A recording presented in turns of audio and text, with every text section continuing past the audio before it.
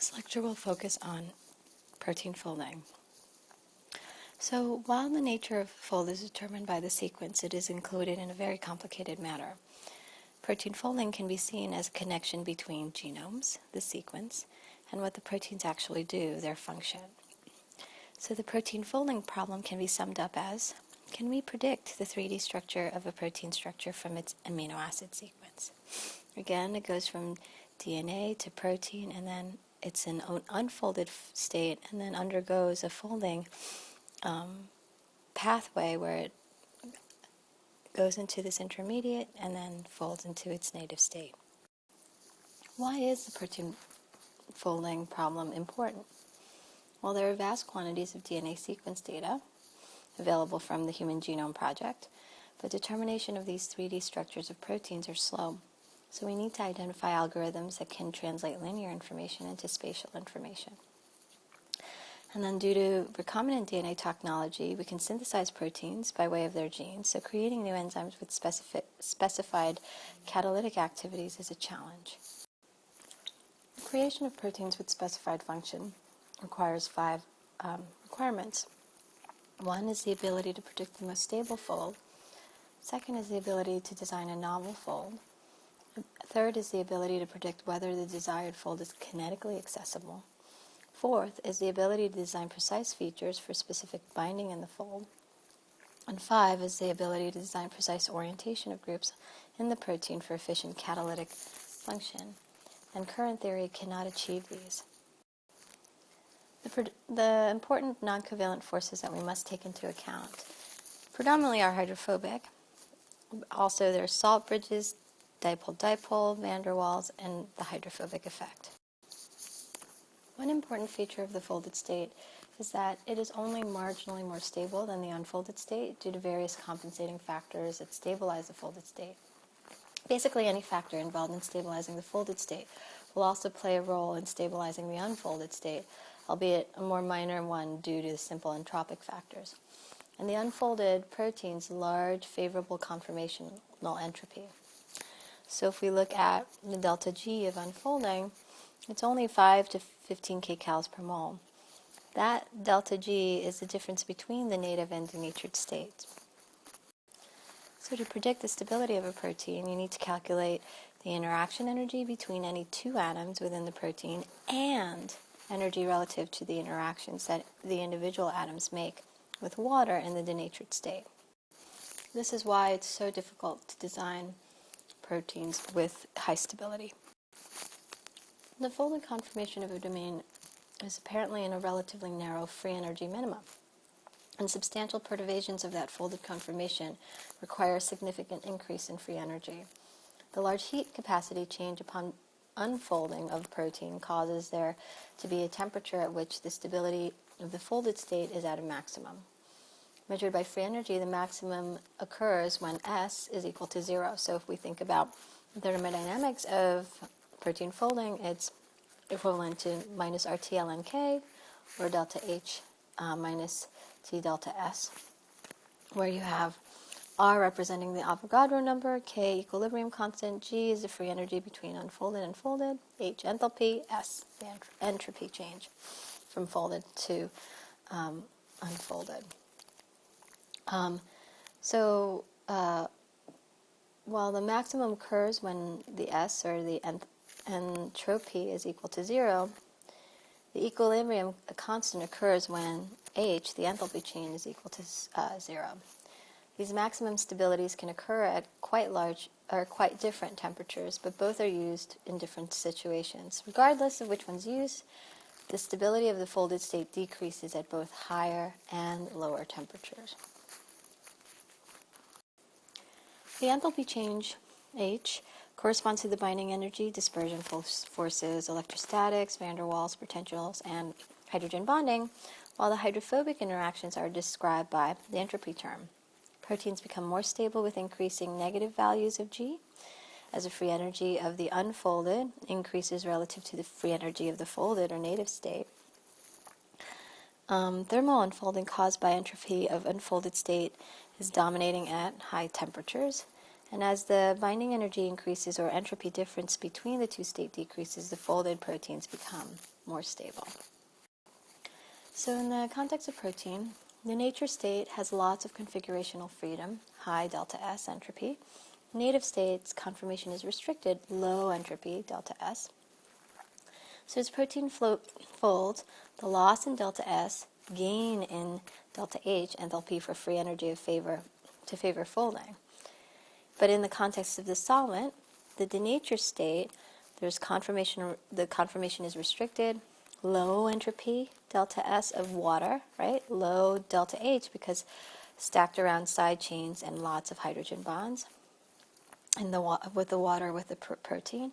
And then in the native states, lots of configurational freedom, high entropy, high delta H because there's less hydrogen bonds between water and the protein. So the high delta S of water is much greater than the low delta S in protein of the native state. The folding energy landscape for a protein molecule depicted schematically in one-dimensional cross-section is shown here. The insert depicts a blow-up of the main diagram with multiple substrates. And so here we deal with a spatial surface with a very large number of different coordinates and energy values separated by mountains and ridges.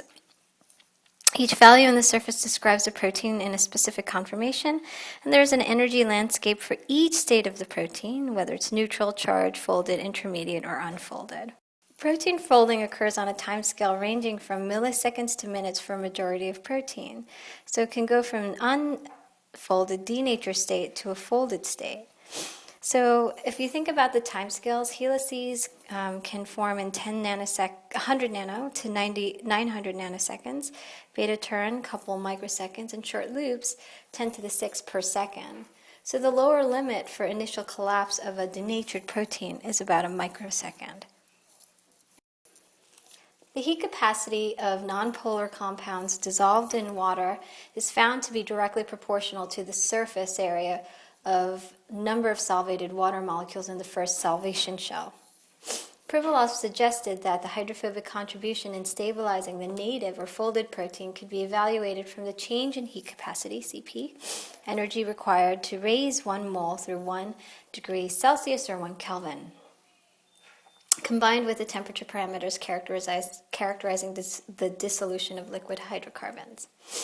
So the heat capacity change appears to define the hydrophobic effect, and this in turn is related to the exposure of nonpolar groups to the solvent.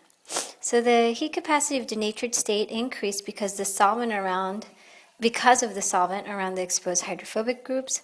As the temperature increases, solvent also moves, contributing to the heat capacity of the denatured state. So the heat capacity of unfolding is about 12 calories degrees per mole or 50 joules degrees per mole. The delta H unfolding becomes higher, favoring the denatured state with a high temperature because fewer water molecules are tied down to the denatured state. Denaturation is an endothermic process. In addition to circular dichroism or CD, DSC or differential scanning calorimetry can be used to measure TM or the thermal denaturation. So as the protein denatures, there's a large uptake in heat. The temperature at the peak maximum is the melting temperature, and the area under the curve after subtracting the baseline is the enthalpy of unfolding. Slope of the baseline at T above the Tm is equal to the product of specific heat of denatured state and its concentration. And at Tm, the delta G is equal to 0, so H is then equal to T delta S.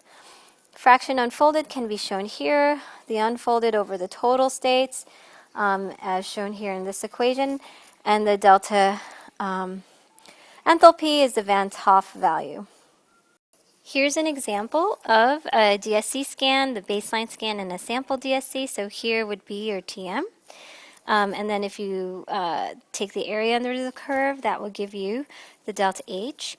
So if you do a denaturation by CD, what happens is you'll look at a specific wavelength and then look at the loss of that wavelength, as a function of temperature. And so you'll see a transition like this, and the midpoint then is equal to the Tm. Again, here's your equation. In addition to temperature scan or thermal denaturation, one can also do solvent denaturation experiments. the free energy of transfer of the side chains in the polypeptide backbone from water to solutions of denaturant is linearly proportional to the concentration of denaturant. So as a function of, for example, the denaturant guanidinium hydrochloride, concentration increasing, you can look at the unfolding of the protein. And in this case, you use this equation shown here, where F is the observed spectroscopic signal, alpha N is the signal of the native state at 0 to whatever molar denaturant, beta N is equal to the d alpha N divided by d denaturant, the slope. Alpha D and beta D are the corresponding quantities for denatured state, and the D 50% is the denaturant concentration at which the protein is 50% unfolded. The M, D to N is a constant of proportionality, and it's equal to this, and the units are calories per moles per molar, or joules per moles per molar. The common solvents for denaturation are guanidinium hydrochloride, as shown here, as well as urea. So two-state transitions for protein denaturation is when you have from the denatured state that goes to the native state, and that denaturation is cooperative. Spectroscopic evidence for two-state transitions. All spectroscopic probes change simultaneously as the equilibrium changes, leading to an isospastic point where the spectra can converge. Then there's an enthalpy test for two-state transition where you can look at the ratio of delta H denatured to native and delta H denatured to native for two states. So if it's equal to 1, there's no intermediate, and so it's a two-state transition.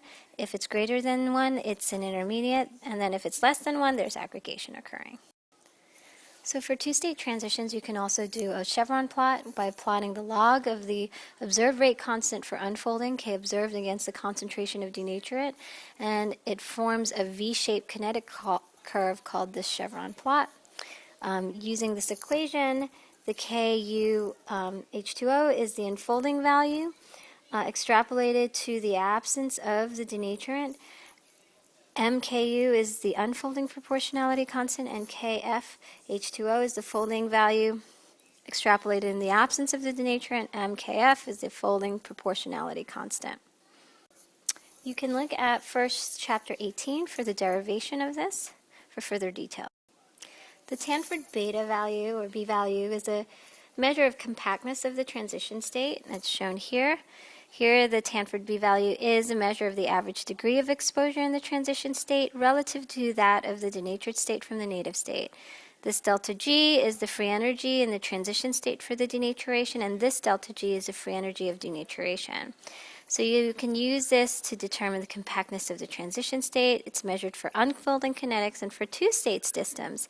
This Tanford value for folding and unfolding should add up to 1. Phi analysis, usually used in mutagenesis studies, as you're going to read in papers, is shown here. Phi can be obtained. Can obtain structures of transition state at the level of individual residues at almost atomic resolution. This delta G is the free energy of transition state relative to the unfolded state. The delta G N to D is the free energy of the folded state. If it's equal to 0, the energy of the transition state is perturbed on mutation the same amount as the denatured state is perturbed, unfolded at the site of mutation as much as it is in the denatured state. If it's equal to 1, the energy of the transition state is perturbed on mutation the same amount as the native state is perturbed, unfolded at the site of mutation as much as it is in the native state. Here's a value analysis of two transitions, one shown here and one shown here. Here you're starting off unfolded, and to the wild type is the folded state, shown on the right. And in this case, the transition is shown here, where you see that the transition state in terms of delta G is the same, and then you have this difference in the mutant and the wild type. In this case, you have some nucleation occurring in the alpha helix region, so that there's a difference between the delta G over here in the transition state and then the folded state. And so here in this case, the phi value is equal to 0. Here's the phi value is equal to 1. So many multi-state denaturation equilibrium exhibit two-state behavior around the transition region because the intermediates are present at low concentrations. So occurrence of simple two-state kinetics does not prove that there are no intermediates. And so here are examples in which you have more than two states, but this is the rate determining transition state as shown here.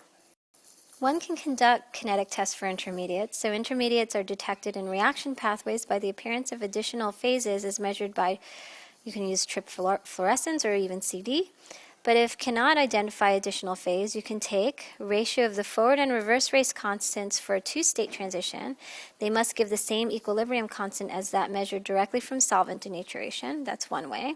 Another is to sum the forward and reverse M values, and it must equal M value for the equilibrium of unfolding for a two-state transition, shown here. Deviations from V-shaped Chevron curves of rate constants versus denaturant concentration is another way to test for intermediate. So for multi-state kinetics, questions that will arise are whether the intermediates are on or off pathways. Is it D to I to native state, or is I a non-productive product?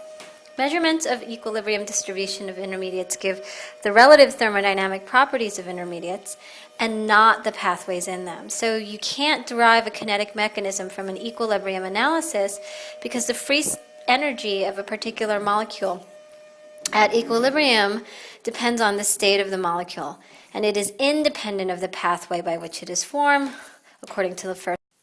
Conventional descriptions of transition state is the structure that is at the saddle, shown here, point in an energy surface at a maximum along a reaction coordinate.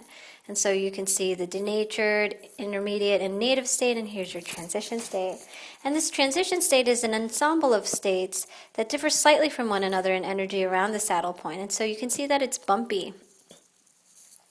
The protein folding involves making and breaking many very weak bonds, and can be described as a classical statistical mechanics and Newton's equations. Experimentalists essentially observe the minima and maxima in free energy profiles. They talk about pathways, while theoreticians wish to calculate the entire energy surface of a reaction, and they talk about energy landscape. Proteins fold into their specific three-dimensional conformations in a time span that is much shorter, on the order of milliseconds, than would be possible if the molecule actually searched the entire conformation space for the lowest energy state. And this paradox is called the Levinthal paradox, named after Cyrus Levinthal. Therefore, there must be a defined pathway to simplify the choices in protein folding. So in detail, if you consider a small protein or polypeptide that's comprised of 100 amino acid, that time required to sample all conformations would be 10 to 30 conformations, 10 to the minus 12 per second conformation, 10 to the 18th second, or 10 to the 10th years. The age of the universe is only 1.2 times 10 to the 10 years. Proteins, therefore, do not fold by a random search of conformation state. Because of this paradox, there have been various protein folding models that have been established. Shown here are three examples: the framework model A, the hydrophobic collapse model B, and the nucleation condensation mechanism. In framework model, the A line, protein folding is thought to start with the formation of elements of secondary structure, independently of tertiary structure, at least before tertiary structure is locked into place. These elements then assemble into a tightly packed native tertiary structure, either by diffusion and collision or by propagation of the structure in the stepwise manner. In the case of B, hydrophobic collapse, the initial event of the reaction is thought to be a relatively uniform collapse of the protein molecule, mainly driven by a hydrophobic effect. Stable secondary structure starts to grow only in the collapsed state. In nucleation condensation method, early formation of a diffuse protein folding nucleus catalyzes for further folding. The nucleus primarily consists of a few adjacent residues, which have some correct secondary structure interactions, but is stable only in the presence of further approximately correct tertiary structure interactions to form the folded state. All three models may be extended to proteins which have intermediates and multiple transition states on their pathways. There are also various theoretical methods for folding analysis. Here are some examples: lattice simulations, spin glass theory, and folding funnel. In lattice simulations, the proteins are simplified as a string of beads that are arranged into a cube lattice, where each bead is assigned as being hydrophobic or polar. In spin glass theory, residue of a protein is frustrated if it desires to be in more than one conformation. So the most stable structure is minimally frustrated compared with misfolded states. And in the folding funnel, mechanism for understanding the self-organization of a protein and how it avoids the Levinthal paradox. So we'll look at the folding funnel in a little bit more detail. So here's a folding funnel. The top of the funnel, the protein exists as a large number of random states, right, that have high H. The fight between maximizing the enthalpy, keeping proteins random at the top of the funnel, and minimizing enthalpy, trying to drag the protein down the funnel as it folds. Progress down the funnel is accompanied by increases in needle-like structure as it folds. The explicit assumption in the funnel is that there is a kinetic flow down the series of states that are progressively lower in energy, right, as you're going down. This is justified when barriers between states are low, about approximately kT. So that they're all in rapid thermal equilibrium, but not just justified at later stages when they're at high energy barriers greater than kT. Q is a parameter for the progress down the funnel, so Q is defined shown here. And that can be, as you go from 0 to 1, you go to the native state. So you can convert an energy landscape funnel into a free energy reaction coordinate diagram by lumping the various states as ensembles. So if you're looking here, you have the unfolded, it's getting to this transition state to the folded. You can also have various folding processes where you have a different type of denatured state and transition state, etc. So if we look at the energy landscape of protein folding, there's the difference between kinetic and thermodynamic processes. The thermodynamic minima is the true minima, so here would be the thermodynamic minima, there would be a local minima as you're proceeding down the reaction coordinate. As a protein goes from unfolded to folded protein, there's a difference in time scales of different types of interactions. For example, side chain rotations happen on the time scale of picoseconds, where helix formations, 10 to the minus 8, proline isomerization happens in milliseconds. So, and depending on what type of technique, you can use various methods to look at each time frame as shown here. So you have temperature jumps, stop flow in the seconds range, ultra-fast mixing, laser T-trump, and fluorescent anisotropy in the higher seconds range. And then photochemistry, you can look at all ranges of the times. In terms of techniques to measure protein folding, we talked about CD, heat denaturation, chemical denaturation, as well as guanidine hydrochloride and urea. We haven't talked about fluorescence resonance energy transfer, as well as NMR, deuterium hydrogen tritium exchange, as well as fluorine NMR.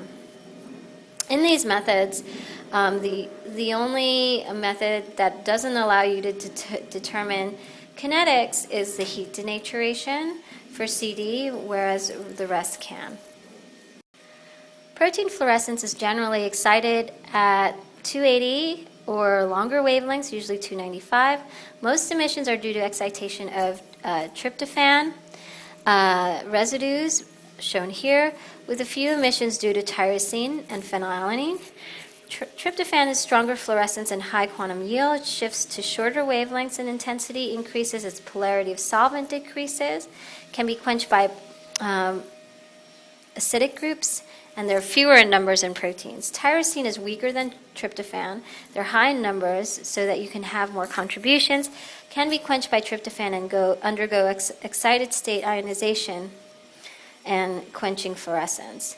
Phenylalanine is very weakly fluorescence, and phenylalanine fluorescence is only observed in the absence of these two above.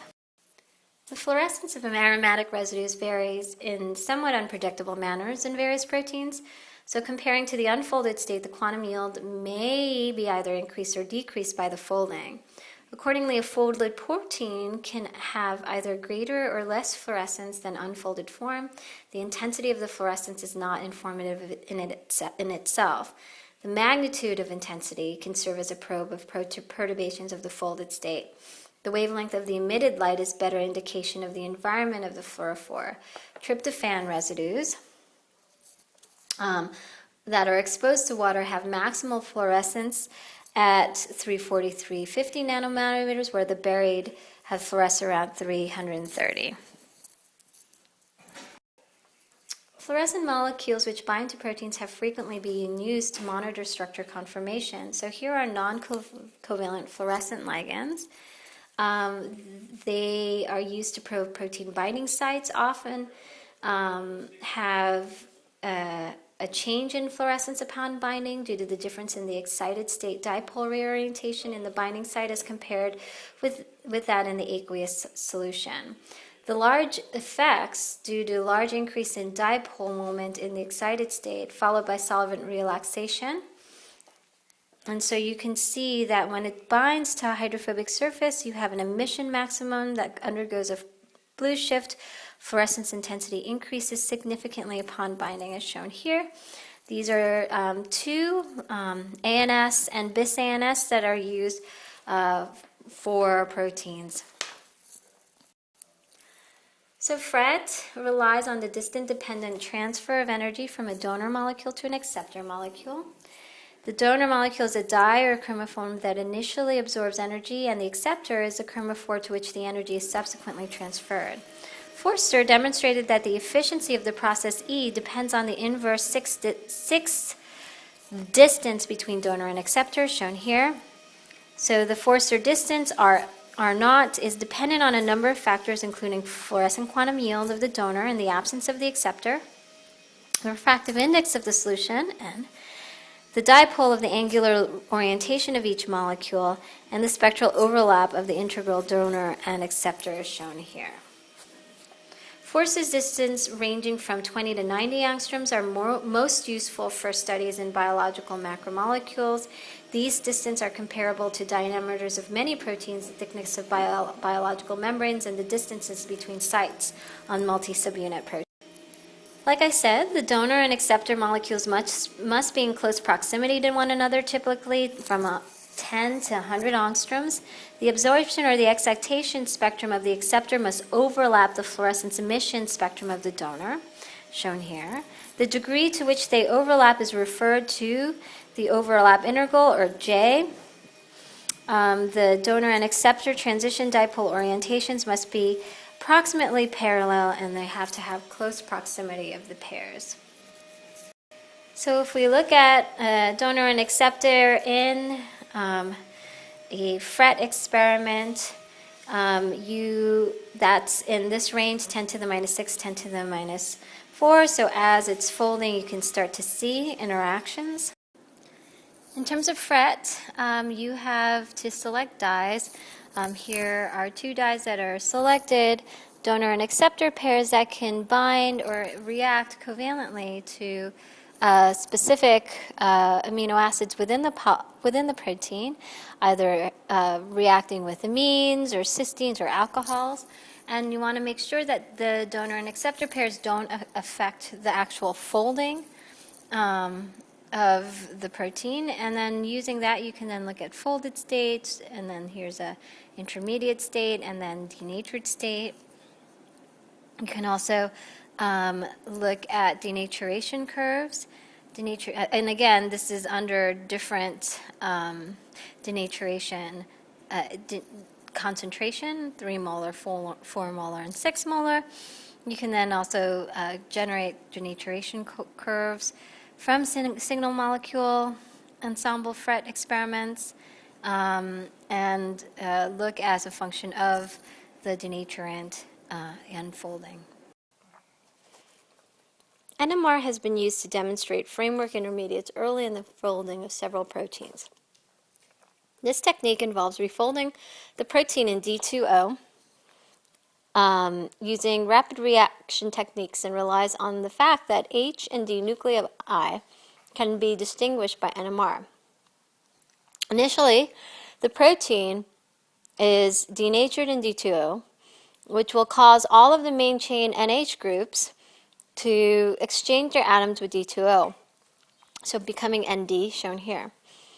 A sample is rapidly transferred to a refolding buffer, and a pulsed H2O is added after a certain time interval.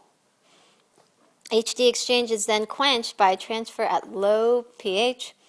Folding is allowed to complete, and the final NMR spectrum is recorded.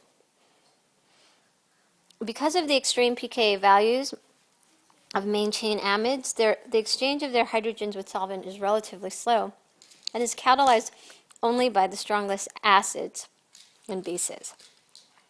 Thus, exchange rate becomes pH dependent. Amide hydrogen exchange can be used to characterize the structure and measure the stability of folding intermediates in a pulse-labeled HD exchange experiment. Here's an illustration of pulse labeling procedure for detection of early folding intermediates. Red and black balls represent D, red, and H for hydrogen, respectively. So here the red balls represent D. So these are folding in H2O. TF is the time for folding. TP is the time for high pH pulse. The cylinders represent helical structures. So there's a high pH pulse, and when that high pH pulse happens, the deuterium exchanges with the H, and then you can quench it at low pH to generate the protein. Formation of early folding intermediates under these conditions is commonly faster than the average exchange rate constants.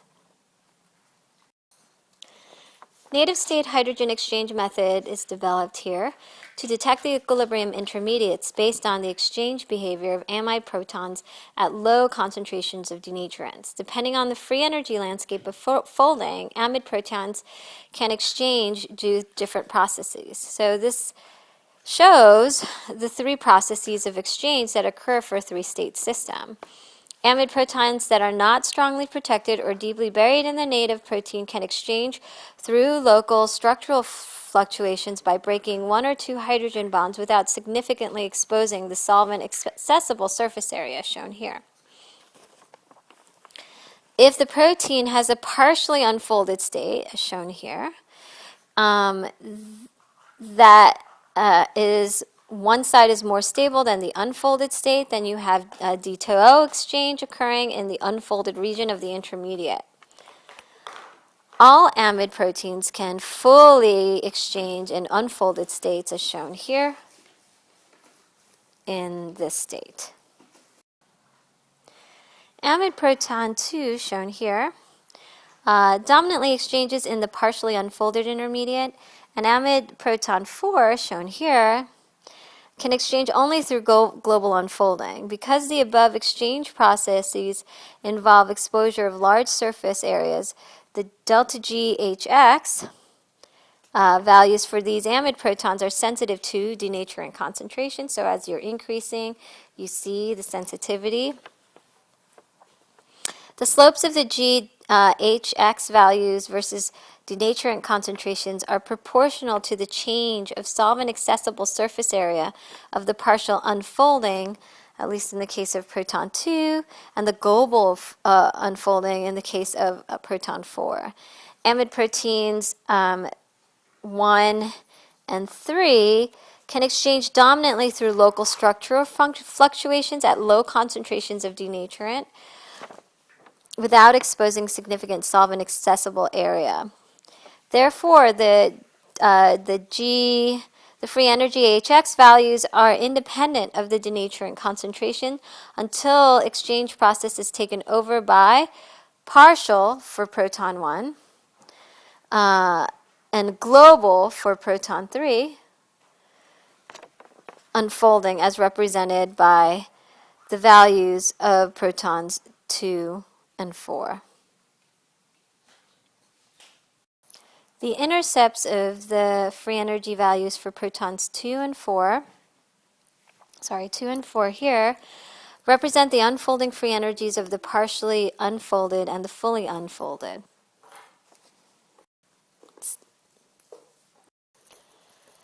19F NMR can be used to look at proteins and the folding of proteins, and it only reflects proteins bearing F atoms that have been incorporated into it. This simplifies the spectrum tremendously and eliminates the need for special equipment or complex-shaped pulses. This advantage more than compensates for the slight loss of sensitivity between fluorine and proton NMR, and the high sensitivity and lack of background signals in 19F NMR allows reasonably low concentrations of proteins to be used. Data can be collected in real time at relatively short intervals, limited only by the spin lattice relaxation of the nuclei being observed. The other thing that's really useful about F19 NMR is that the spectrum of a labeled protein allows the ready use of powerful methods such as Bayesian probability to extract information from the time domain dependent spectrum. And then also, because of the simplicity of fluorine spectrum, one is not limited to small proteins that are less than 20 kilodaltons. You can actually go to larger proteins. So shown here is a stop flow experiment of fluorine NMR of this protein that has a 6-fluorotryptophan, shown here, at specified times following mixing, and so it's going from 2 seconds all the way to 14 seconds. Here's the native state, and the unfolded state starts to show up as you increase the time frame. So this ends the types of methods, I guess, to explore the protein folding, in addition to understanding protein folding. And you'll be reading papers that discuss NMR, CD, and all these different techniques. So this gives you a taste for all of that.